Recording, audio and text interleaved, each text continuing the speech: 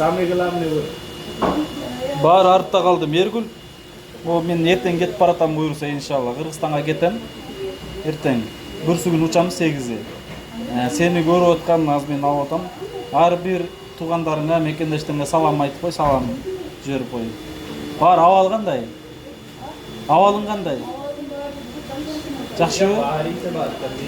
Өзің жақсы сезіп қалдың ба? Иә. Бары жақсы,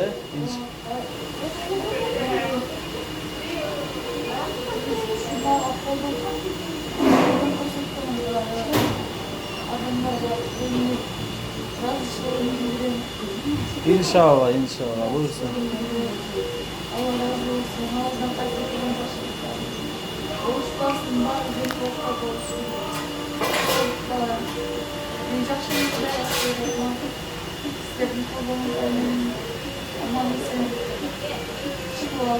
Evet, var.